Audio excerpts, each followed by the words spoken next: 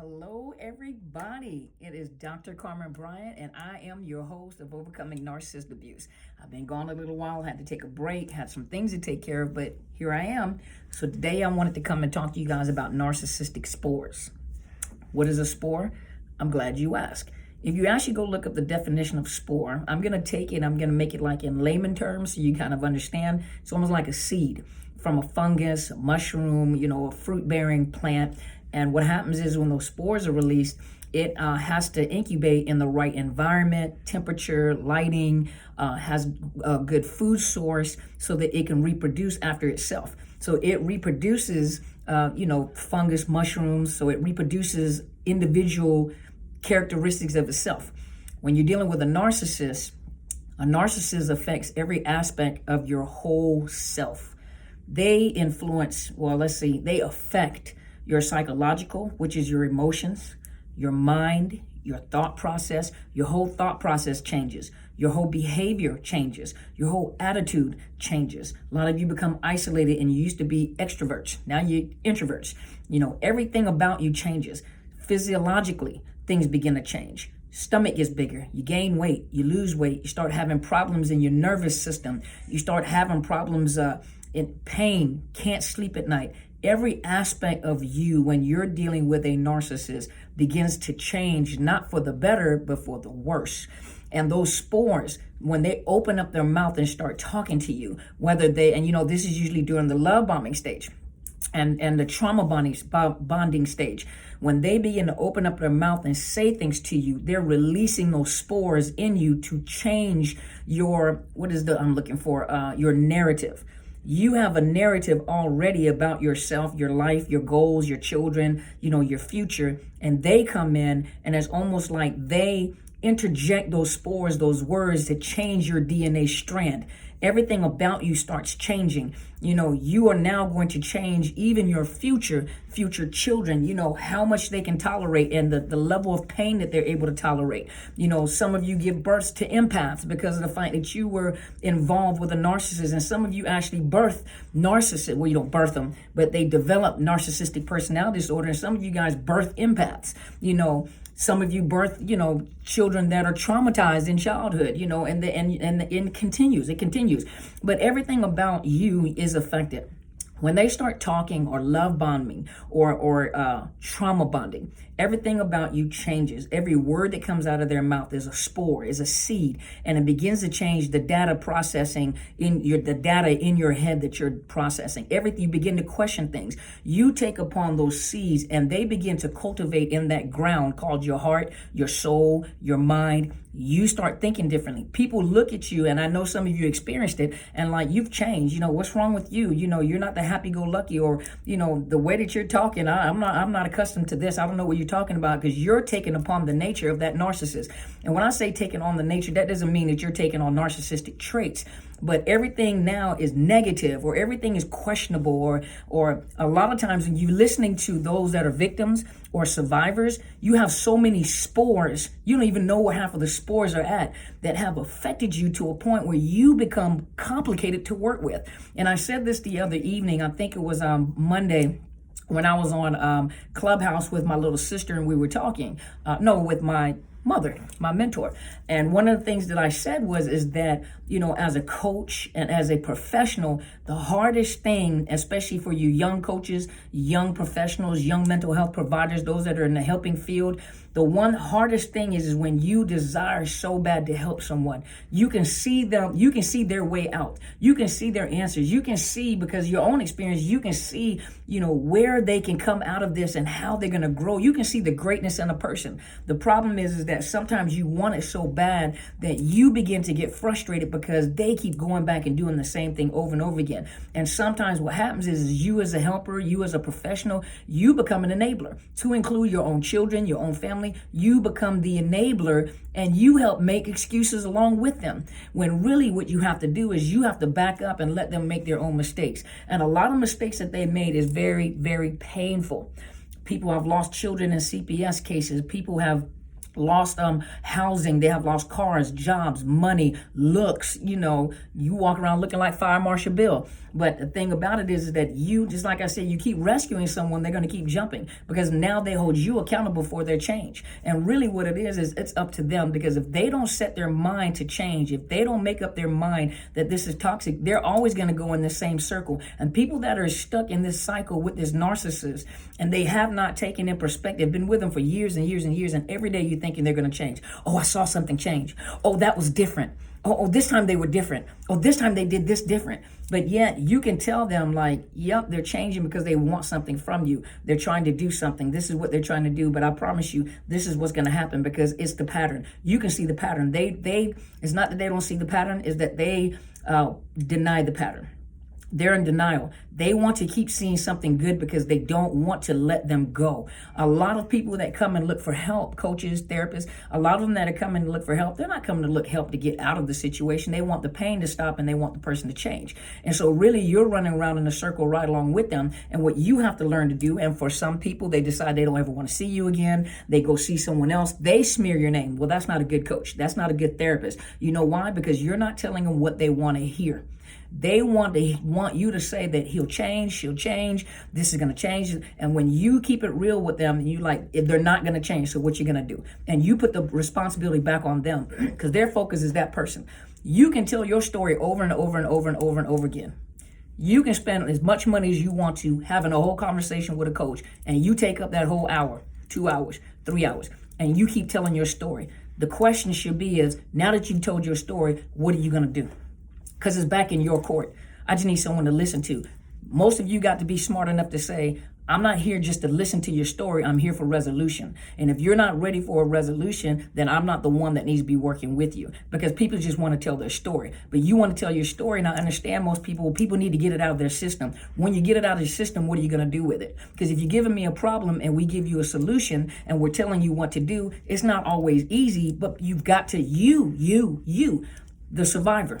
You are responsible for changing, and you have narcissistic spores. And so those narcissistic spores are still in operation, because you're angry because people won't agree with you. You're angry because people don't see it your way. You're angry because of the fact, I just want to tell my story and I need to get relief. And people put comments on there all the time. People just need to tell their story. They need to feel a relief. Well, when you get the relief, what are you going to do after it? Because you can keep complaining about something. You can keep on talking about the situation over and over again, but until you do something to change it, it's not going to change. They're not going to change. They've affected every aspect of your 5 senses have been affected. Your vision, your taste, your smell, your thoughts, nightmares, your everything has been affected. Physiologically, you have been affected. Not only have you been affected, but everyone that's attached to you has been affected. Some people decide to cut you off because they just can't keep watching you go through this. Plus, they don't want to be pulled into your drama. Every time you come around, you bring the drama with you with that narcissist.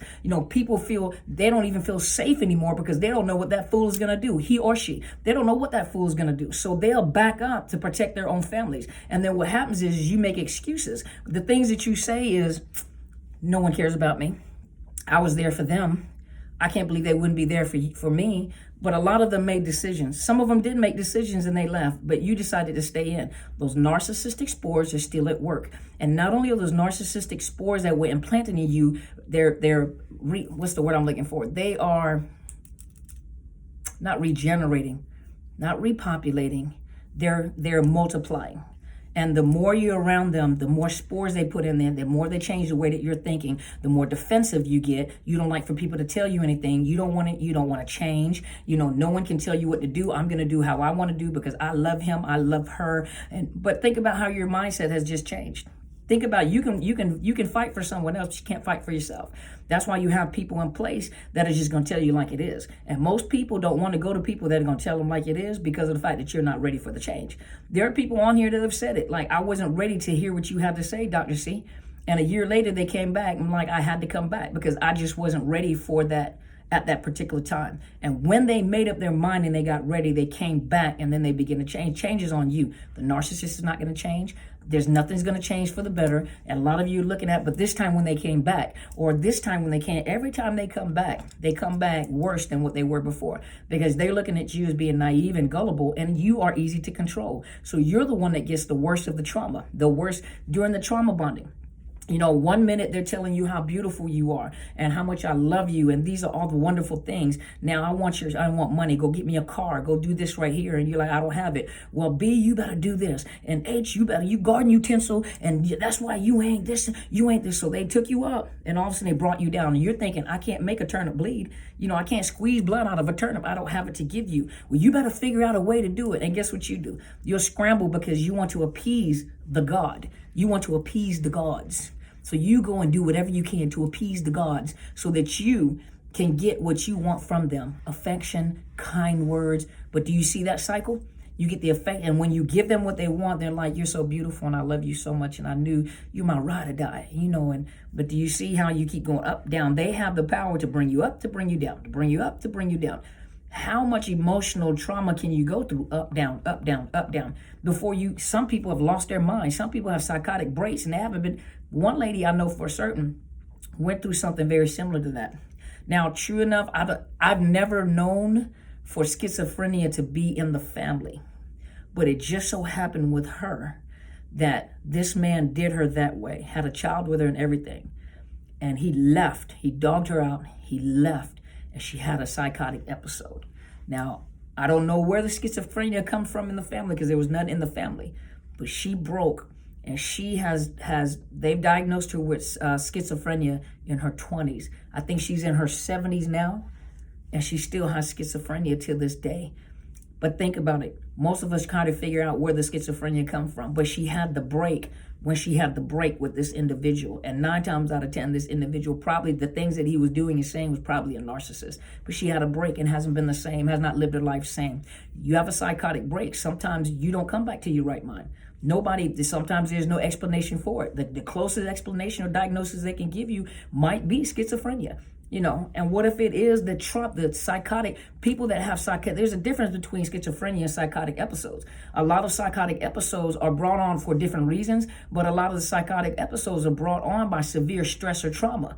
When the mind is so powerful, it can handle a lot of things, and it'll cover up a lot of things, and it puts a lot of things in your unconscious mind to protect you, but it leaks out in triggers. It leaks out in behaviors. It leaks out in certain things that you do and say in the way that you talk. You may not realize that your behavior is a certain way. You just got a nasty attitude, or you know, when you want something, you're going to bully people, and if you can't get what you want, you're going to dog them out. If this person doesn't call you, or if you don't get this at a discount, I've seen it all. If you don't get this, then all of a sudden you dog them out. So you think by dogging them out and making them feel bad about what they're not doing for you and how they're doing it forces them to do what it is that you want them to do. That's what the narcissist did to you. Made you feel bad enough to invoke those emotions, to manipulate those emotions, to force you to do something that otherwise you wouldn't have done. And in good conscience, you wouldn't have done. Or boundaries you wouldn't have done. But because they harassed you and they manipulated your emotions so much, you went ahead and did something that you wouldn't have done. And so you do that to other people. You look like a narcissist and you may not be a narcissist. You are traumatized. But if you can't get what you want, or you can't get people to respond to you, or you can't get, you need something, or you can't get your needs met, or you trying to get something, what you'll do is you'll turn around and you'll harass and manipulate and you dog them out, and because you have those narcissistic spores. Now you are replicating exactly what has happened to you. So now you are manipulating people and dogging people out until you try to force them into giving you what it is that you want, because you don't know how to get your needs met. And the way that you learned it is by the narcissist. They planted those seeds, and now you're replicating it, and you're doing the same thing to other people. And most people don't know it until it's pointed out to them. And most people don't have the time to argue with you, but they point it out to you. And a lot of times people deny it. They're in denial, and they're like, that's not true. They justify the only reason why, and the only reason why I did this, and the reason why, and the only reason why you did that is because you got spores. Those spores multiplied and you don't notice it. So hopefully this has helped you. I wanted to bring you some information. I'm back. And so I also want you to know that I am building courses right now. I'm in my office, not in my home office, my other office, because I have clients today, but I'm in my office right now, and I am developing my first course for you guys. am still in the process of determining whether I'm going to do the live course. If I do the live course, I give the live course at a discounted rate, and then I'll post the live course, pre-record. It's going to be recorded and then post the course. And then for those of you that don't have the time to come on live with me during the course recording, then you can just get the course from online. So I'm trying to set that up right now, and I'm in the process of creating a course. And courses are not created really quick, not for me, because I want to make sure I give you the maximum amount of information for the money that you spend on that information. And I'm also developing the coaching program as well. So you guys stay tuned. And I'm also setting up a subscription-based site where some of these videos, you're not going to get the full content of the video unless you subscribe. And it'll be a nominal fee every month. Well, you'll get more information than the average person that is watching on YouTube. You'll be able to stay in contact with me, meaning that newsletters, information on my travels, anything like that. And so thank you guys so much for tuning in. Those of you that need counseling, I was going to say coaching, counseling. Those of you that need counseling, I cannot provide you with counseling outside the state of Washington. I'm licensed in the state of Washington only. And so the only counseling that I can provide is in the state of Washington, and my slots are very limited because I'm full. I'm always full. And so it's not that easy to respond back. The best way to get in contact with me is via email. So those of you that have found me on Psychology Today, found me when you're calling me, I don't have the opportunity to answer the phone because I do not have an administrator to answer the phones for me. And so a lot of times if you don't email me, you won't get a response from me. So the best way to get in contact with me in reference to prices and times is through my email, which is drcarmenbryant@outlook.com. Those of you that are looking for counseling outside the state of Washington, I do work with BetterHelp.com/Dr. Carmen. And with that, you'll get a 10% discount. It is a vetted source. I do receive, they do provide me with, what is it called? It's a vetted source, and they do provide me with, they pay me for advertising, to getting clients in. And so it is a vetted source. But the big thing about it is that I have heard so many good things about it because you have the opportunity to choose from a broader spectrum of counselors than you would if you're looking in Psychology Today. And it's at a nominal fee where you can vet them. You can ask them questions. And a lot of you have said that a lot of these counselors that you found did understand narcissist abuse. And what you're asking for is domestic violence, psychological abuse, parental alienation. You have to give them the definition, not narcissist abuse. Ask them about the definition and see what they know. You have the right to vet them, but it is a vetted source. It is, and I support it 100%. And it is betterhelp.com/Dr. Carmen. Also, for those of you that do not know, my mother, who is my mentor, is also on YouTube, and she provides you with information about narcissist abuse from a spiritual and biblical perspective. Her name is Helen Sadler, Your Destiny Helper on YouTube. Go find her. And if you go back and forth between the two of us, give us 6 months. I guarantee you that your life is going to change. I take the clinical aspect and the experiential aspect, and I put it together and bring it to you in layman terms. And so I laughter and whatever we have to do, I break it down in palatable, bite-sized pieces to make it more understandable for you. Also, another person that you can go watch, ladies especially, is the Honorable Bishop R.C. Blakes. He talks to the daughters. He talks to the daughter in you. And so you go listen to him because he's talking to the daughter in you. So a lot of you that have father problems, a lot of you that have missing fathers, fathers that were absent, fathers that didn't talk to you about dating and talk about you about your worth and who you are as a queen, as a woman, as a mother, go listen to him because he speaks to the daughter in you. And he's a powerful individual. Purchase his book as well. It's the Father-Daughter Talk. When I bought that, it was like he was having a conversation with a lost daughter. And my mother, she's a very powerful woman. And she has been with me. I've been with her for 14 years. And she's out of her mouth drips knowledge and wisdom. Listen to her when she talks. Any question you have containing to biblical and spiritual perspective, I'm telling you, just, on that cartoon, and then here I am, I'm in between there, and I provide you with taking some clinical information and experiential information, put it together and make it easy for you to understand. I also have a book. It's called Unmasking, the Illusion of Perfection. You can find it on Amazon or Barnes & Noble. And then my big sister, who also broadcasts, she comes on Wednesdays. And on Wednesdays when she comes on is Kathy Gibson, My Life is Intentional. powerful woman. She talks about your value as a woman. She's got a book called Destiny Man, the qualities to look for. And she has another one coming out called The Aristocratic Woman. But she speaks to the woman in you, the powerful women that you are. Gentlemen, it just so happened that this is women on a forum that are speaking to sisters, that are speaking to mothers, that are speaking to daughters, that are speaking to nieces, my nieces, you know, I'm your auntie, your mama, big mama, Dr. C, whatever. At the same time, brothers, you know, we need some brothers out there. You know, we and Bishop R.C. Blake talks to the brothers as well. But we need some men out there that are quality men that know what they're talking about concerning narcissist abuse and how women abuse men as well. Because there are women out there, they're just as vicious as men and even worse because they're nurturers. So they know how to get under your skin. You know, and we need some brothers, you know, we need some brothers that us women can refer the brothers, the kings to, you know, so we need you guys to get on your toes so you guys can start broadcasting. But I don't just refer anybody to just anybody. I look to see the character and the quality of information that they're bringing. If I'm not impressed with it, a lot of times I just don't refer out like that, you know. But you have great coaches on there. You have Angie Atkinson, Melly Tanya Evans. You have, who else? You have Dr. Les Carter. He's phenomenal. Gentlemen, go watch him. He's phenomenal. Dr.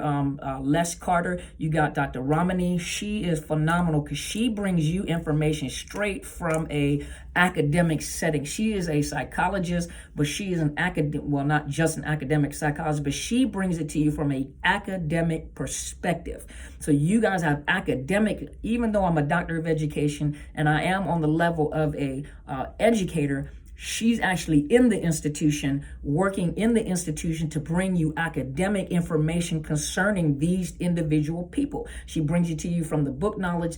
I bring it to you from the clinical perspective, my experience in clinical, what I've seen. I can listen to it and I can kind of interpret like, okay, this is what she's talking about and this is what I've noticed. So I'll bring it to you from my experience, from what I've seen and what I've done. But you have some phenomenal teachers out there. But some of the teachers that you guys love, and some of them actually are narcissists.